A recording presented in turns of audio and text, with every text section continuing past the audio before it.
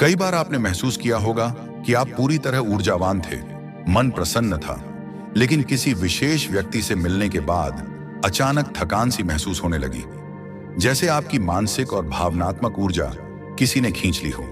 यह कोई कल्पना नहीं है, यह एक सूक्ष्म सत्य है जिसे भारत के महान आत्मज्ञानी और योगी परमहंस योगानंद जी ने भी विस्तार से समझाया था। योगानंद जी मानते थे कि हर मनुष्य केवल शारीरिक स्तर पर नहीं बल्कि ऊर्जात्मक स्तर पर भी अस्तित्व में है। हमारे विचार, हमारी भावनाएं, हमारा मन, ये सब ऊर्जा के रूप हैं और ये ऊर्जा निरंतर हमारे भीतर प्रवाहित हो रही होती है। लेकिन समस्या तब शुरू होती है जब हम इस ऊर्जा की रक्षा करना नहीं जानते। कुछ लोग केवल इसीलिए आपके पास आते हैं क्योंकि वे आपके प्रकाश, आपके आत्मबल, आपके संतुलन से प्रभावित होते हैं। लेकिन कई बार वे इस ऊर्जा को ग्रहण करने के लिए आते हैं, अचेतन रूप से या जानबूझकर। उन्हें यह भी नहीं पता होता कि वे आपके भीतर की शक्ति को ग्रहण कर रहे हैं। ये लोग हो सकते हैं आपके अपने मित्र, परिवार के सदस्य या कोई ऐसा व्यक्ति जो हर समय शिकायत करता हो, दुख या डर फैलाता हो या बार बार आपके ध्यान और सहानुभूति की मांग करता हो। ऐसे लोग, जिन्हें योगानंद जी ने ऊर्जा चूसने वाले कहा, आपके भीतर के संतुलन को धीरे धीरे तोड़ते हैं। परमहंस योगानंद जी का मानना था कि आत्मा की ऊर्जा सबसे मूल्यवान शक्ति है और यदि कोई व्यक्ति इस ऊर्जा को दूसरों के नियंत्रण में दे देता है तो वह धीरे धीरे आत्महीन हो जाता है। वह थक जाता है, चिड़चिड़ा हो जाता है, उसका निर्णय लेने की क्षमता कमजोर हो जाती है और अंततः वह अपनी आत्मशक्ति खोने लगता है। इसीलिए उन्होंने अपने शिष्यों को बार बार सिखाया कि कैसे स्वयं की ऊर्जा की रक्षा करनी है और कैसे उन लोगों से दूरी बनानी है जो भीतर की शक्ति को धीरे धीरे निगलते हैं। यह ऊर्जा केवल किसी बातचीत या संपर्क से ही नहीं बल्कि भावनात्मक जुड़ाव से भी निकलती है। उदाहरण के लिए, यदि कोई व्यक्ति आपके जीवन में बार बार नकारात्मकता लाता है और आप हर बार उसे माफ करके उसे समझाकर शांत करते हैं, तो आप न केवल अपनी ऊर्जा खर्च कर रहे हैं बल्कि अपनी चेतना का एक अंश भी उन्हें दे रहे हैं। और यह बार बार होता है तब आप भीतर से कमजोर महसूस करने लगते हैं। यह समझना भी जरूरी है कि ऊर्जा चूसने वाले केवल बाहरी लोग नहीं होते, कई बार यह हमारे भीतर के विचार भी होते हैं। जब आप बार बार अपने ही पुराने दुखों को याद करते हैं, बार बार वही घावों को कुरेदते हैं, तो आप स्वयं ही अपनी ऊर्जा को नीचे गिराते हैं। परमहंस योगानंद जी ने कहा था कि यदि मनुष्य अपने विचारों को नियंत्रित करना सीख ले तो वह ऊर्जा को सुरक्षित रख सकता है, क्योंकि विचार ही ऊर्जा का पहला द्वार होते हैं और जहां ध्यान जाएगा वहीं ऊर्जा बहेगी।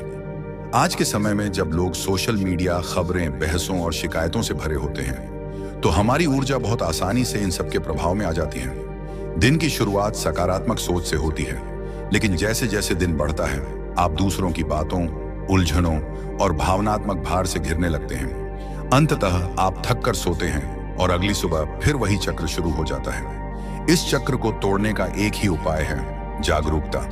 यह जानना कि आपकी ऊर्जा बह कहां रही है। क्या आप हर बार दूसरों को खुश करने के लिए स्वयं को थका रहे हैं? क्या आप हर बहस में अपनी शक्ति को व्यर्थ कर रहे हैं? क्या आप अपनी सहानुभूति का प्रयोग अंधाधुंध कर रहे हैं, बिना यह समझे कि वह किसे मिल रही है? यदि हां, तो यह समय है चेतन होने का। योगानंद जी के अनुसार आत्म संरक्षण कोई स्वार्थ नहीं बल्कि आध्यात्मिक अनुशासन है। जब आप अपने मन, विचारों और भावनाओं की रक्षा करते हैं तो आप अपनी आत्मा की रक्षा कर रहे होते हैं, और जब आत्मा की ऊर्जा संचित होती है तभी वह ईश्वर से गहरा संवाद कर सकती है। जब हम यह समझ लेते हैं कि हमारी ऊर्जा अमूल्य है तो हमें यह भी समझना होगा कि उसे बचाना और बढ़ाना भी हमारा ही उत्तरदायित्व है।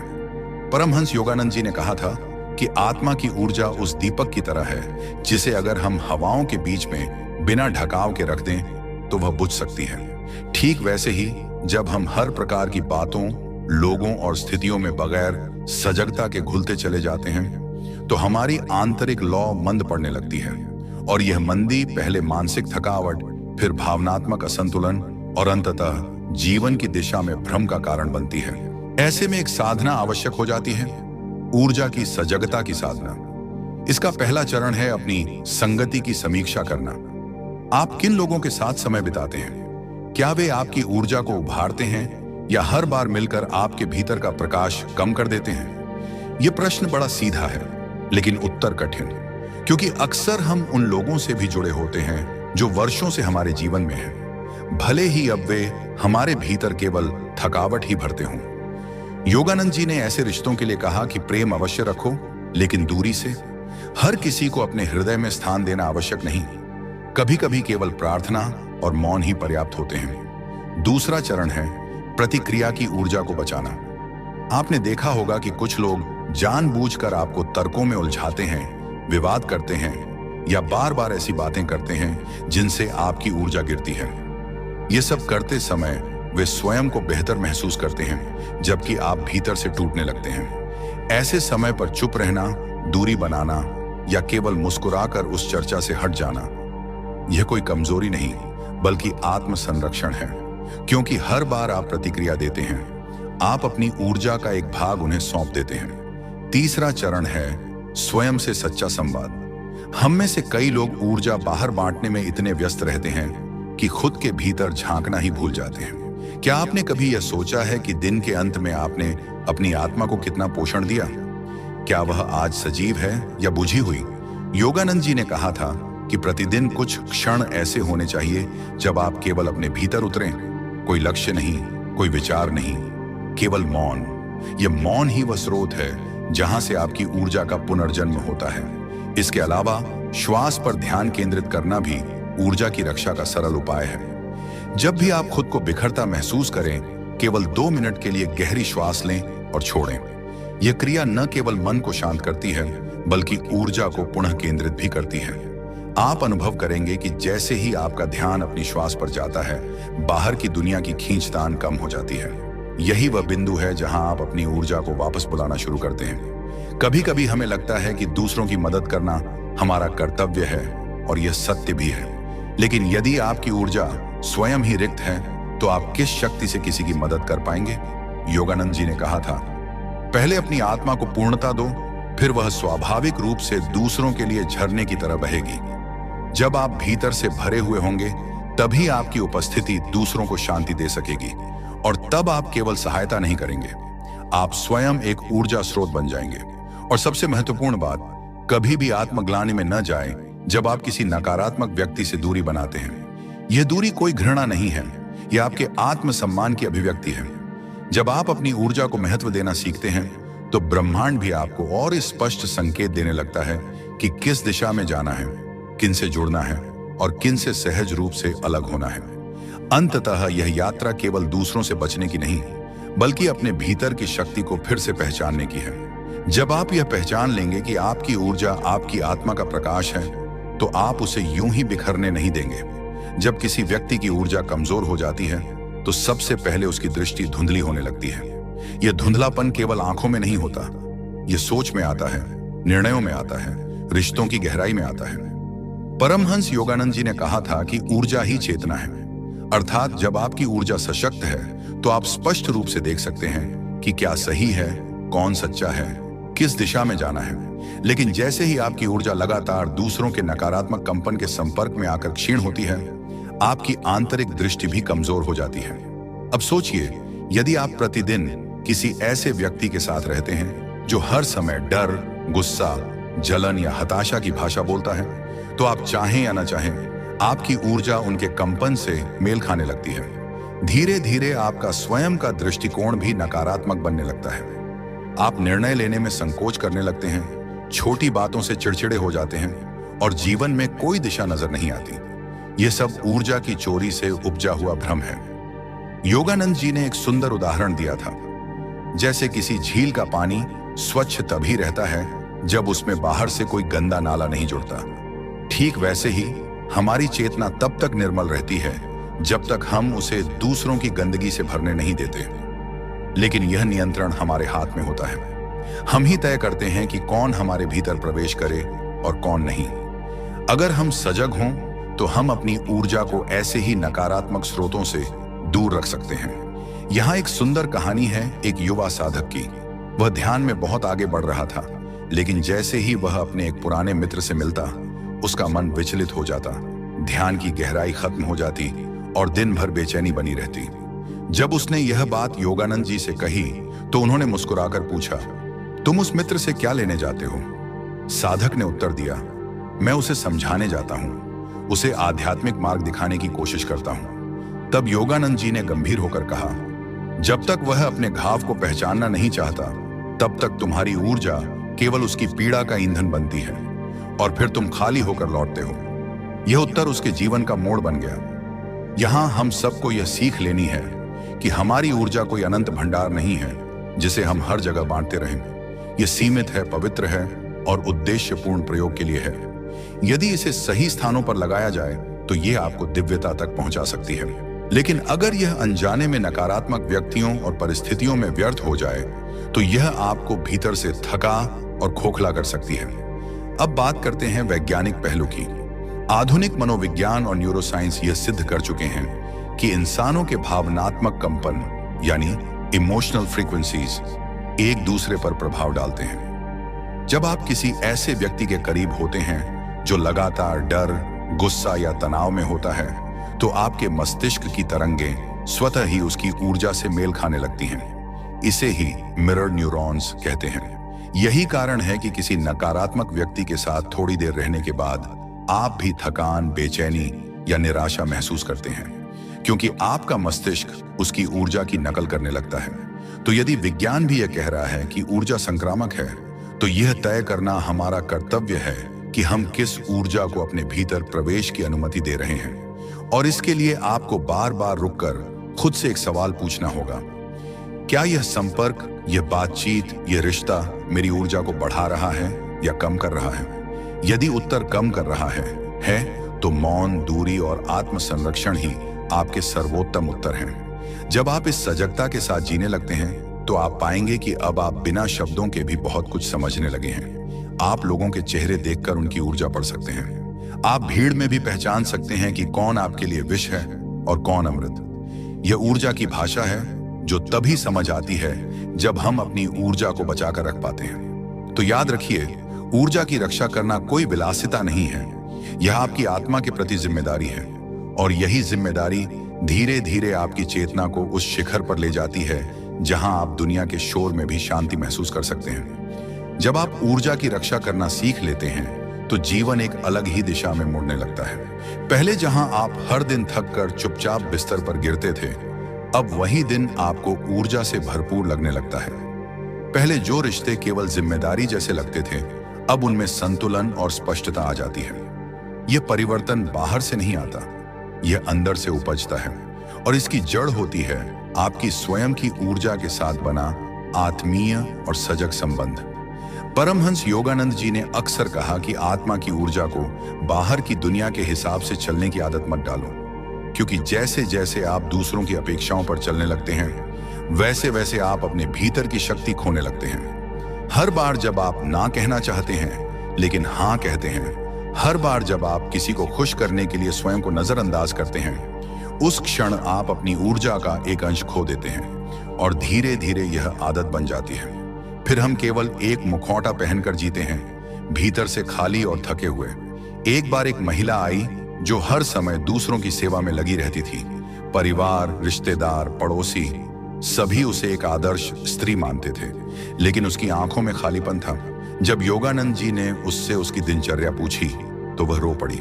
बोली, मैं हर किसी को देती हूँ समय, भावनाएं, मेहनत, लेकिन अब मेरे पास कुछ भी नहीं बचा।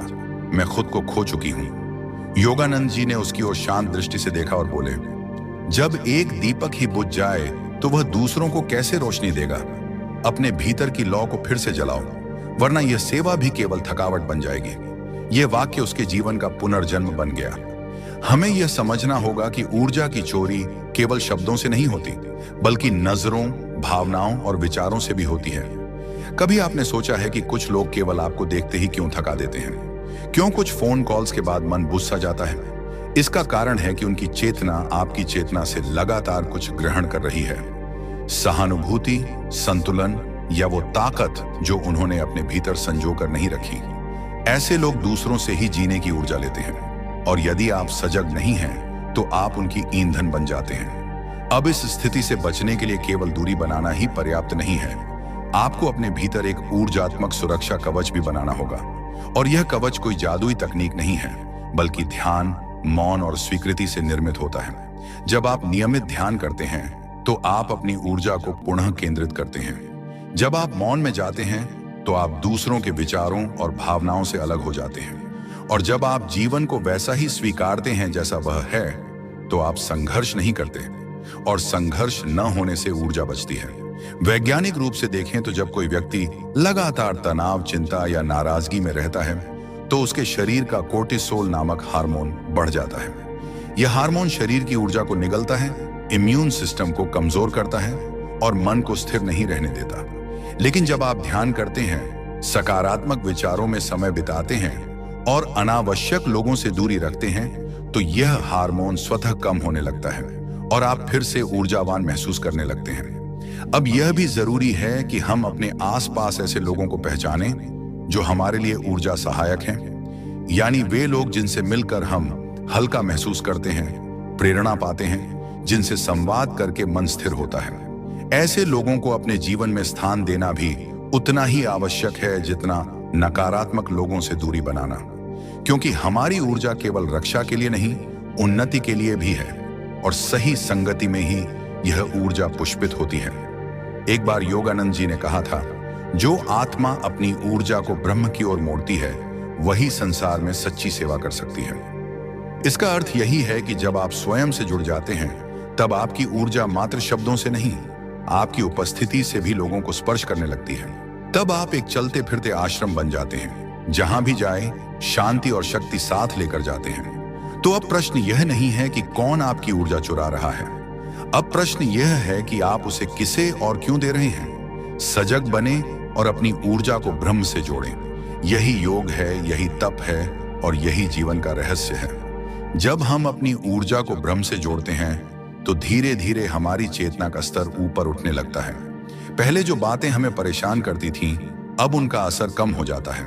पहले जो व्यक्ति हमें दुख पहुंचाते थे, अब उनकी उपस्थिति भी हमारे भीतर कोई हलचल नहीं पैदा करती। यह परिवर्तन चमत्कारी नहीं बल्कि अत्यंत स्वाभाविक होता है जब हम अपनी ऊर्जा को व्यर्थ नहीं बहाते बल्कि उसका संचय करते हैं और उसे उच्चतर चेतना की ओर मोड़ते हैं।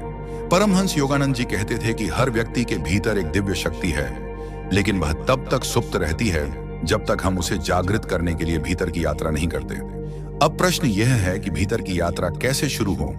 पहला कदम है अपनी ऊर्जा को संग्रहित करना।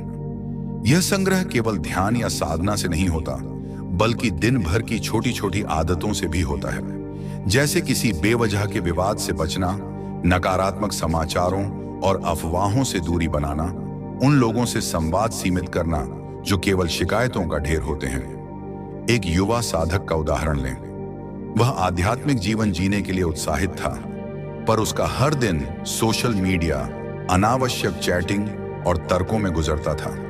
वह ध्यान करता तो था, लेकिन उसे कोई शांति नहीं मिलती थी। जब वह योगानंद जी की शिक्षाओं से जुड़ा, तब उसने एक प्रयोग किया। उसने 21 दिन तक मौन साधना की, केवल आवश्यक संवाद किया और हर दिन 15 मिनट प्रकृति के साथ बिताए। इस साधारण से अभ्यास ने उसकी ऊर्जा को इतना संचित किया कि 22वें दिन उसने गहन ध्यान में प्रवेश किया और उसे पहली बार भीतर एक अपूर्व मौन का अनुभव हुआ। ऐसा मौन जो न केवल शांत था बल्कि शक्तिशाली भी। यह शक्ति किसी जिम या व्यायाम से नहीं आती, न ही किसी भोजन से। यह उस अंतर यात्रा से आती है जिसमें हम अपने मन, वाणी और क्रिया को संयमित करते हैं, और यही संयम धीरे धीरे हमारी ऊर्जा को भीतर जमा करता है। आप इसे ऐसे समझें जैसे एक नदी जो बेतहाशा बह रही है। अगर उसे एक बांध से रोका जाए और सही दिशा में मोड़ा जाए तो वह बिजली पैदा करती है। ठीक वैसे ही आपकी ऊर्जा जब संयमित होकर ब्रह्म की दिशा में बहती है तो वह दिव्य ऊर्जा में परिवर्तित हो जाती है।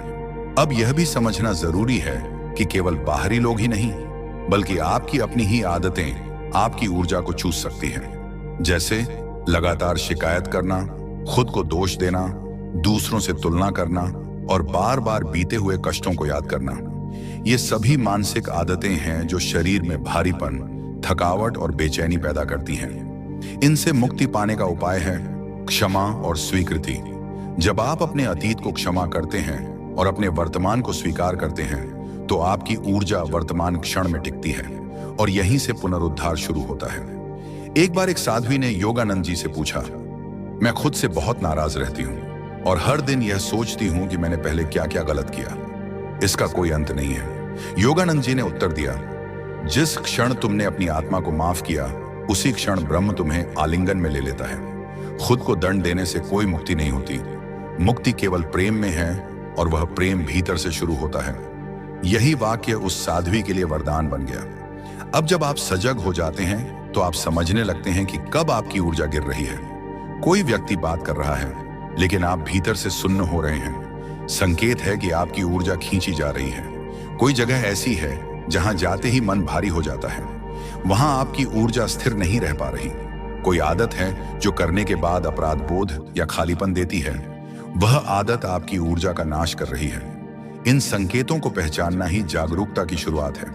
और सबसे बड़ी बात, आपको किसी से यह प्रमाणित करने की आवश्यकता नहीं है कि आपकी ऊर्जा मूल्यवान है। जब आप स्वयं इसे समझ जाते हैं तो आप उसे बिना घमंड के पर पूरी गरिमा के साथ संजोने लगते हैं। आप कम बोलते हैं पर आपका मौन बोलता है। आप कम मिलते हैं पर आपकी उपस्थिति गूंजती है। और यही ऊर्जा की उच्च अवस्था है, जब आप स्वयं ऊर्जा का स्रोत बन जाते हैं, न कि केवल उपभोक्ता। अब अगला चरण है उस ऊर्जा को सही दिशा में लगाना, जहां वह केवल आपकी नहीं बल्कि पूरे जगत की सेवा बन सके। जब आप अपनी ऊर्जा को सहेज कर उसे सही दिशा में लगाना शुरू करते हैं, तभी आपका जीवन असली अर्थों में सार्थक बनता है। ऊर्जा केवल रक्षा करने के लिए नहीं होती, वह निर्माण के लिए भी होती है। और सबसे बड़ा निर्माण है अपने जीवन को एक उद्देश्य में ढालना। योगानंद जी कहते थे कि जब तक मनुष्य केवल भोग और प्रतिक्रियाओं के फेर में उलझा रहता है, तब तक उसकी ऊर्जा व्यर्थ होती रहती है। लेकिन जैसे ही वह किसी उच्च लक्ष्य की ओर अग्रसर होता है, उसकी ऊर्जा शक्ति बन जाती है, साधना बन जाती है और फिर जीवन पूजा बन जाता है। बहुत से लोग ये सोचते हैं कि सेवा का अर्थ है समाज के लिए काम करना, दूसरों की मदद करना।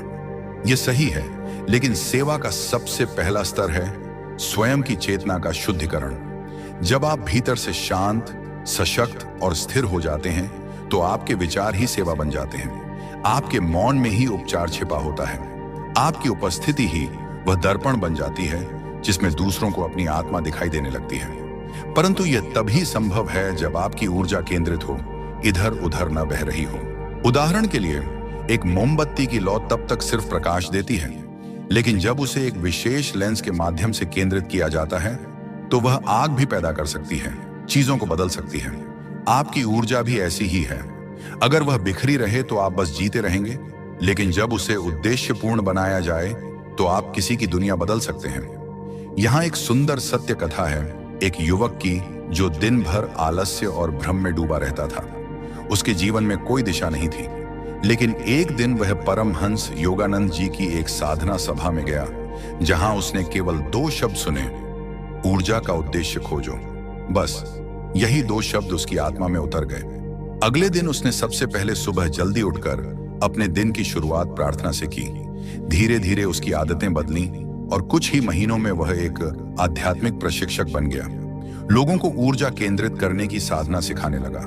जो पहले भ्रमित था वही अब प्रेरणा बन गया। और यह सब इसलिए संभव हुआ क्योंकि उसने अपनी ऊर्जा को बिखरने नहीं दिया, बल्कि उसे एक दिशा में प्रवाहित किया।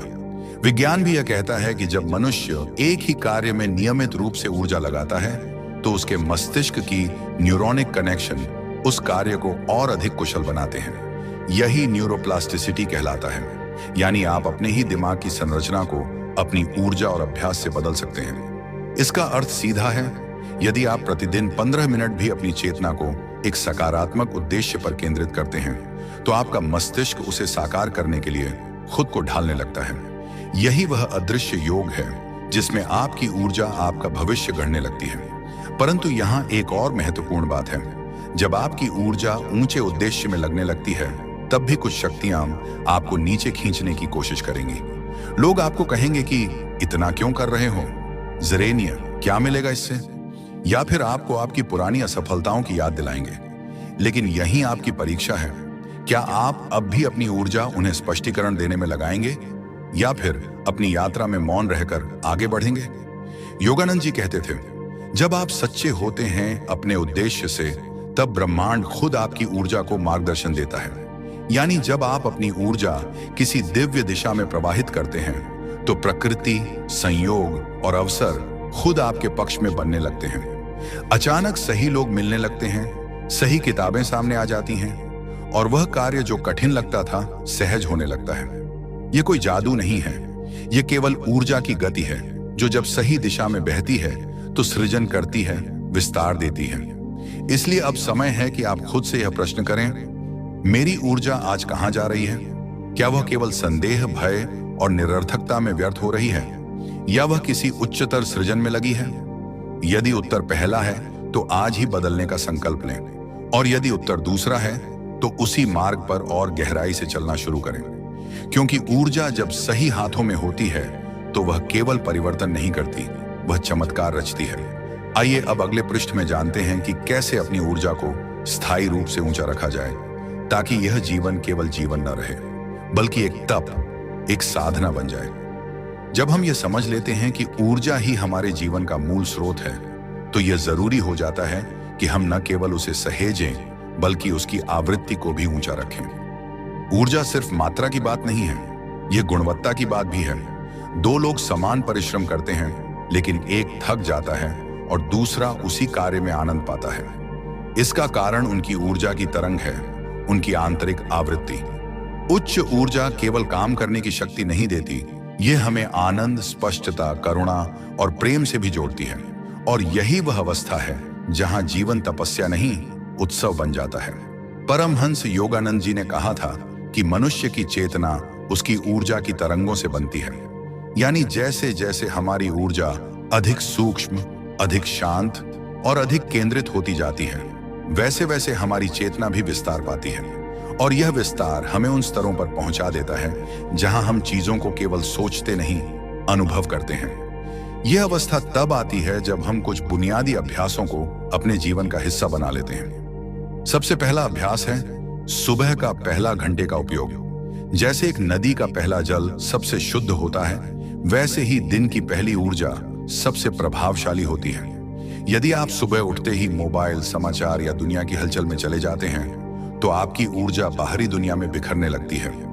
लेकिन यदि आप उस पहले घंटे को मौन, ध्यान, प्रार्थना या लिखने पढ़ने में लगाते हैं तो यह ऊर्जा भीतर टिकती है और पूरे दिन के लिए आपके मन को स्थिर बना देती है। यह अभ्यास धीरे धीरे आपकी ऊर्जा की आवृत्ति को ऊंचा करने लगता है। दूसरा अभ्यास है कृतज्ञता। वैज्ञानिक रूप से भी यह सिद्ध हुआ है कि जब आप दिल से धन्यवाद करते हैं तो आपके मस्तिष्क में डोपामिन और सेरोटोनिन जैसे रसायन उत्पन्न होते हैं जो आपकी ऊर्जा को उत्साहित और प्रेरित रखते हैं। परंतु कृतज्ञता केवल शब्दों में नहीं होनी चाहिए, वह अनुभव में होनी चाहिए।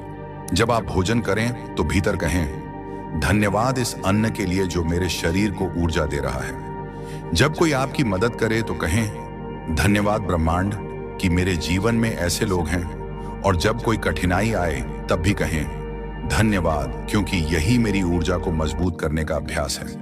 यह अभ्यास आपको एक उच्च तरंग में जीना सिखाता है। तीसरा अभ्यास है रचनात्मकता। आपकी ऊर्जा को सबसे अधिक ऊंचाई तब मिलती है जब आप कुछ नया बनाते हैं। एक कविता, एक चित्र, एक संगीत, एक विचार।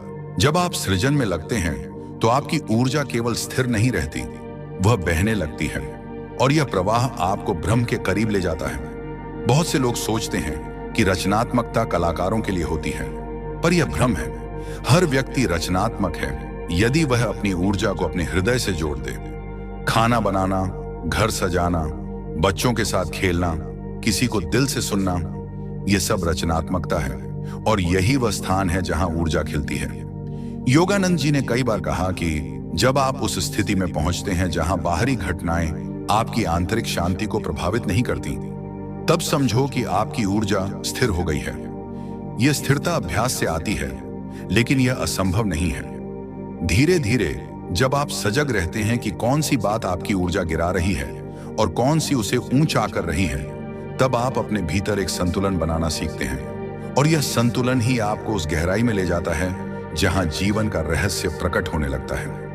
उदाहरण के लिए, एक साधक जो पहले हर छोटी बात पर उत्तेजित हो जाता था, ट्रैफिक, किसी की आलोचना, असफलता, वह कुछ महीनों के अभ्यास के बाद शांत रहने लगा। न वह प्रतिक्रिया देता, न ही अंदर ही बेचैन होता। लोगों ने उससे पूछा, तुम बदल कैसे गए? वह मुस्कुराया और बोला, मैंने हर दिन अपनी ऊर्जा की परीक्षा ली और धीरे धीरे मैं सीख गया कि कौन सी बात मेरे लिए मूल्यवान है और कौन सी सिर्फ भ्रम। यह परिवर्तन किसी मंत्र से नहीं आया, बल्कि ऊर्जा की देखभाल से आया। अब जब आप यह सीख जाते हैं तो आप उन लोगों के लिए भी प्रकाश बन जाते हैं जो अब तक अंधकार में भटक रहे थे, क्योंकि आपकी ऊर्जा अब केवल आपकी नहीं रही, वह एक दीप बन गई है जो दूसरों के पथ को भी आलोकित करती है। और यही वह क्षण है जहां आप सच्चे अर्थों में योगी बन जाते हैं, न केवल ध्यान करने वाले बल्कि जीने वाले, संजोने वाले और जागृत करने वाले। अब चलिए अगले पृष्ठ में हम जानेंगे कि कैसे इस ऊंचाई को बनाए रखा जाए जब जीवन में अस्थिरताएं, संकट और नकारात्मकता दस्तक देती है, क्योंकि यही वह समय होता है जब हमारी ऊर्जा की असली परीक्षा होती है। ऊर्जा को ऊंचा उठाना एक कला है, लेकिन उस ऊंचाई को बनाए रखना एक साधना है। जीवन में परिवर्तनशीलता अनिवार्य है। सुख दुख, हानि लाभ, प्रेम विरह, सफलता विफलता, ये सब समय के साथ चलते रहते हैं, लेकिन एक साधक की पहचान यही है कि वह इन सब के बीच भी अपनी ऊर्जा की अखंडता को बचाकर रख सके। परमहंस योगानंद जी कहते थे, सच्चा साधक वह नहीं जो शांति में शांति अनुभव करे, बल्कि वह है जो तूफान में भी भीतर मौन से जुड़ा रहे। और यह जुड़ाव केवल अभ्यास, विवेक और जागरूकता से आता है। जब जीवन में कोई समस्या आती है, आर्थिक परेशानी, किसी प्रियजन का खो जाना या अपमान, तो पहली प्रतिक्रिया होती है ऊर्जा का गिरना। मन अचानक असंतुलित हो जाता है, हृदय भारी हो उठता है, शरीर सुस्त पड़ जाता है। यह स्वाभाविक है, लेकिन यहीं हमें एक क्षण का ठहराव चाहिए। एक गहरी सांस लें और अपने आप से कहें, मैं ऊर्जा हूं, मैं कोई घटना नहीं हूं, मैं उससे भी परे हूं जो घट रहा है। इस एक वाक्य में जो शक्ति है, वह आपको उस क्षण से निकालकर उस चेतना में ले जाती है जहां आप केवल साक्षी होते हैं, पीड़ित नहीं। बहुत बार हम सोचते हैं कि जब जीवन व्यवस्थित हो जाएगा तब हम ध्यान करेंगे, तब हम ऊर्जा को ऊंचा बनाए रखेंगे। लेकिन सच्चाई यह है कि जब आप अशांत परिस्थिति में भी ऊर्जा को संभाल लेते हैं, तभी तो उसका मूल्य है। जैसे एक दीपक की रोशनी तभी अर्थवान होती है जब अंधकार गहराता है, वैसे ही आपकी ऊर्जा की ऊंचाई तभी प्रमाणित होती है जब जीवन में उथल पुथल हो। यही वह समय है जब ऊर्जा को केंद्र में रखना सबसे बड़ा योग है। एक कहानी है एक वृद्ध साधु की जो हर सुबह नदी किनारे ध्यान करता था। एक दिन नदी में बाढ़ आ गई, उसका आश्रम बह गया, सारी किताबें, वस्त्र, यहां तक कि उसका भोजन भी बह गया। फिर भी वह शांत बैठा रहा। लोगों ने पूछा, आप चिंता क्यों नहीं कर रहे? उसने उत्तर दिया, नदी मेरा घर ले गई है, लेकिन वह मेरी शांति नहीं ले जा सकी। जो भीतर है वह कोई बाहरी घटना छीन नहीं सकती। यह उत्तर उन सभी के लिए मार्गदर्शक बन गया जो सोचते थे कि ऊर्जा बाहरी परिस्थितियों पर निर्भर है। इसलिए जब कोई व्यक्ति, घटना या सोच आपकी ऊर्जा गिराने की कोशिश करे, तो सबसे पहले उस स्थिति को पहचानें। दूसरा, अपने शरीर और सांस पर ध्यान दें। क्या आपकी सांस तेज हो गई है? क्या शरीर में तनाव है? यही संकेत है कि आपकी ऊर्जा टूट रही है। उस समय आप एक गहरी सांस लेकर अपने भीतर लौट जाएं, अपने केंद्र में। कहें, मैं अपने केंद्र में सुरक्षित हूं। यह वाक्य आपकी ऊर्जा को वहीं रोक लेता है जहां से वह गिरने वाली थी, और फिर उसका रूपांतरण करें। जो शब्द आपको गिरा रहे हैं, उनके जवाब में मौन रखिए। जो भावनाएं आपको अंदर से तोड़ रही हैं, उन्हें डायरी में लिख डालिए या कागज फाड़कर बहा दीजिए। यह ऊर्जा का मार्गदर्शन है। उसे रोकना नहीं, उसे दिशा देना है, क्योंकि दबाई गई ऊर्जा कुंठा बनती है, लेकिन रूपांतरित ऊर्जा शक्ति बनती है। योगानंद जी ने जीवन भर यह सिखाया कि आत्मा का सबसे बड़ा गुण है संतुलन। यह संतुलन तब आता है जब हम हर दिन अपने भीतर की ऊर्जा को महसूस करना सीखते हैं। और यह अभ्यास तब सरल होता है जब आप अपने दिन की शुरुआत एक शांत केंद्र से करें। सिर्फ 10 मिनट का मौन बैठना, बिना किसी विचार या इच्छा के केवल अपनी उपस्थिति में टिके रहना, यह धीरे धीरे आपके भीतर वह स्पेस बनाता है जहां कोई भी नकारात्मकता ठहर नहीं सकती। इसके साथ ही यह भी आवश्यक है कि आप अपने वातावरण को भी ऊर्जा के अनुकूल बनाएं। आप किन लोगों से मिलते हैं, क्या देखते हैं, क्या सुनते हैं, यह सब आपकी ऊर्जा की दिशा तय करता है। कोई व्यक्ति आपकी ऊर्जा बढ़ा सकता है, और कोई शब्द उसे गिरा सकता है। इसलिए ऊर्जा का सच्चा साधक सजग होता है। वह सिर्फ अपने भीतर नहीं, अपने चारों ओर भी जागरूक होता है।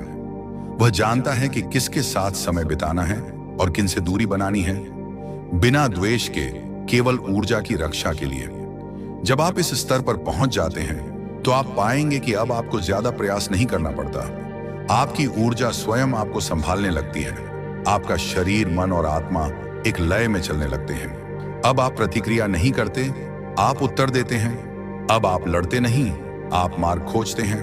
अब आप शिकायत नहीं करते, आप निर्माण करते हैं। और यही वह बिंदु है जहां से जीवन भीतर से चमकने लगता है।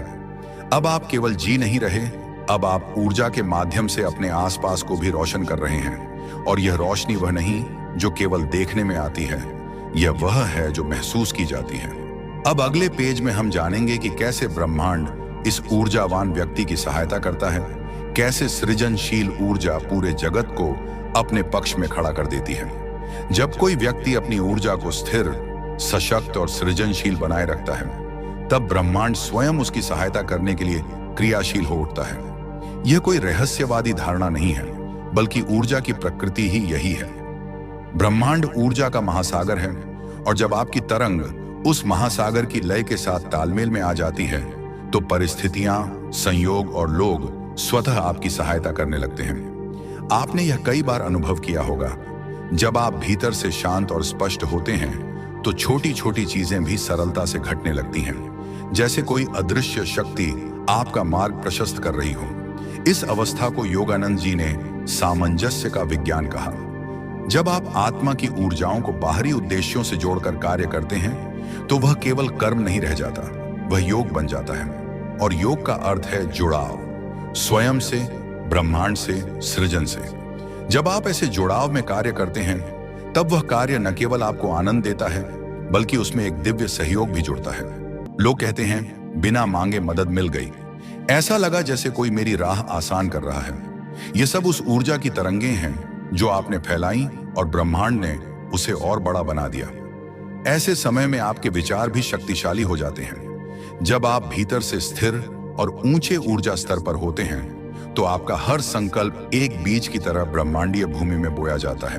और जैसे एक अच्छे बीज को सही मिट्टी, पानी और प्रकाश मिले तो वह पौधा बनता है, वैसे ही आपके सकारात्मक, एकाग्र और प्रेमपूर्ण संकल्प भी साकार होते हैं। आप कहेंगे, मैं चाहता हूं कि मुझे सही अवसर मिले, और कुछ दिनों में आपको एक ऐसा प्रस्ताव मिलेगा जो आपकी दिशा बदल देगा। यह चमत्कार नहीं है, यह ऊर्जा की भाषा है जो आपने सीखी और प्रयोग की। लेकिन ब्रह्मांड केवल संकल्पों पर नहीं चलता, वह आपके भावों को पढ़ता है। यदि आप बोलते हैं, मैं सफल होना चाहता हूं, लेकिन भीतर डर, संदेह और थकावट है, तो ब्रह्मांड उसी तरंग को ग्रहण करता है और वही लौट आता है। इसलिए सबसे पहले जरूरी है कि आपके संकल्प केवल शब्दों में न हों, वे आपके भावों, विश्वास और ऊर्जा में भी समाहित हों। जब आप कहें, मैं प्रेम हूं, मैं शक्ति हूं, मैं प्रकाश हूं, तो उसे केवल बोले नहीं, उसे जिए, महसूस करें, अपने हर कार्य में उस भावना को शामिल करें। अब सोचिए, जब कोई व्यक्ति इस अवस्था में जीने लगता है, तो उसका प्रभाव केवल उसके जीवन तक सीमित नहीं रहता।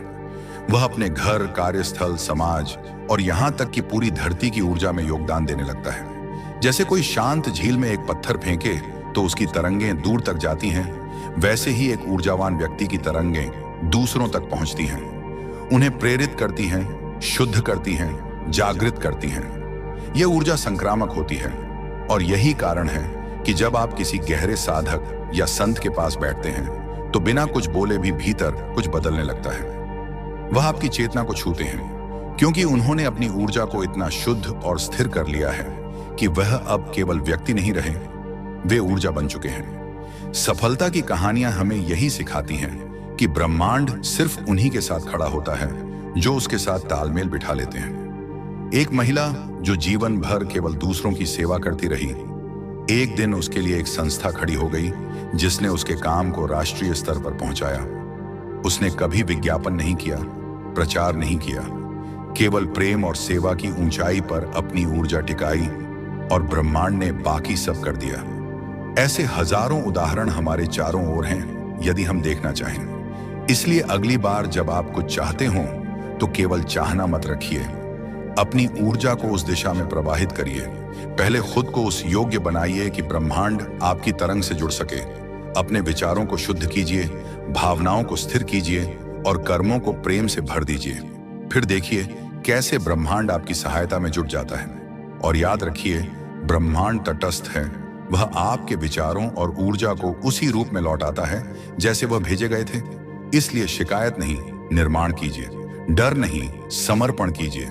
आलस्य नहीं, ऊर्जा का सत्कार कीजिए। अब अंतिम पृष्ठ में हम जानेंगे कि कैसे इस ऊर्जा को आजीवन जीवित रखा जाए, ताकि जीवन केवल एक संघर्ष नहीं बल्कि एक दिव्य संगीत बन जाए। अब जब आपने यह समझ लिया कि ऊर्जा ही जीवन की सबसे महत्वपूर्ण धरोहर है, न केवल शरीर के लिए बल्कि मन, आत्मा और संपूर्ण सृष्टि के साथ आपके संबंध के लिए, तो अगला और अंतिम कदम यही है कि इसे आजीवन कैसे जीवित रखा जाए। यह कोई असंभव साधना नहीं है, बल्कि एक सतत जागरूकता है। यह ऐसा दीपक है जिसे हर दिन थोड़ा सा तेल चाहिए, थोड़ा ध्यान, थोड़ा प्रेम, थोड़ा अनुशासन और थोड़ी आंतरिक सच्चाई। हम में से बहुत से लोग प्रेरणा पाते हैं, ऊर्जा को जागृत करते हैं, लेकिन फिर धीरे धीरे वापस पुरानी आदतों में लौट जाते हैं। इसका कारण है, ऊर्जा को न तो सुरक्षित किया गया, न पोषित। जैसे एक पौधे को रोज पानी, धूप और देखभाल चाहिए, वैसे ही हमारी चेतना को भी रोज ऊर्जा की खुराक चाहिए। यह खुराक कोई बड़ी तपस्या नहीं है, यह सिर्फ छोटा सा ध्यान, एक दिल से बोला गया धन्यवाद, एक गहरी सांस या आत्मा के साथ बिताया कुछ मौन समय हो सकता है। हर सुबह एक सवाल अपने आप से पूछिए, आज मैं अपनी ऊर्जा की रक्षा कैसे करूंगा? और हर रात सोने से पहले एक उत्तर दीजिए, आज मेरी ऊर्जा कैसे बीती? यह अभ्यास आपको सतर्क बनाए रखेगा, क्योंकि जागरूकता ही ऊर्जा की सबसे बड़ी मित्र है। जिस क्षण आप यह पहचान जाते हैं कि कौन सी बात आपको भीतर से खोखला कर रही है और कौन सा काम आपको भीतर से भर रहा है, उसी क्षण से आप ऊर्जा के साथ एक जीवंत संवाद शुरू कर देते हैं। और यही संवाद धीरे धीरे आपको आपके जीवन के सबसे प्रामाणिक रूप में ले जाता है। सच्चाई यह है कि जीवन की सारी चुनौतियां, चाहे वह मानसिक हों, भावनात्मक हों या भौतिक, मूलतः ऊर्जा की समस्याएं हैं। जब ऊर्जा कमजोर होती है तो मन भ्रमित होता है, शरीर बीमार होता है, संबंध टूटते हैं और आत्मा अपने लक्ष्य से भटक जाती है। लेकिन जब ऊर्जा स्थिर और प्रबल होती है तो वही मन स्पष्ट होता है, वही शरीर स्वस्थ होता है, वही संबंध प्रेममय हो जाते हैं और आत्मा अपनी राह पर सहजता से चलती है। यह ऊर्जा का चमत्कार नहीं, उसकी स्वाभाविकता है। एक साधक की सबसे बड़ी शक्ति होती है उसका आंतरिक अनुशासन। वह बाहर से नहीं, भीतर से चलता है। वह जानता है कि उसका हर विचार, हर शब्द, हर भावना एक कंपन है और वह कंपन पूरे ब्रह्मांड में गूंजता है। इसलिए वह शब्दों को हल्के में नहीं लेता, भावनाओं को अधूरा नहीं छोड़ता और विचारों को नकारात्मकता से गंदा नहीं करता। वह प्रेम करता है पर सीमाओं के साथ। वह देता है पर अपने केंद्र को छोड़े बिना। वह सुनता है पर अपनी ऊर्जा को दूसरों की उलझनों में बहने नहीं देता। यह जीवन की परिपक्वता है और यह तभी आती है जब आप हर दिन स्वयं से जुड़ने का अभ्यास करते हैं। आत्मा की ऊर्जा कोई बाहरी शक्ति नहीं है, वह आप ही हैं। जब आप सचमुच यह जान लेते हैं कि आपकी उपस्थिति ही ऊर्जा है और वही आपकी सबसे बड़ी संपत्ति है, तो फिर आप उसे कभी अनदेखा नहीं कर सकते। तब आपकी प्राथमिकता बदल जाती है। अब आप समय नहीं बिताते, आप ऊर्जा समर्पित करते हैं। अब आप विचारों में उलझते नहीं, उन्हें दिशा देते हैं। अब आप प्रतिक्रिया नहीं करते, आप उत्तर देते हैं, प्रेम से, शक्ति से और एक गहरे मौन से।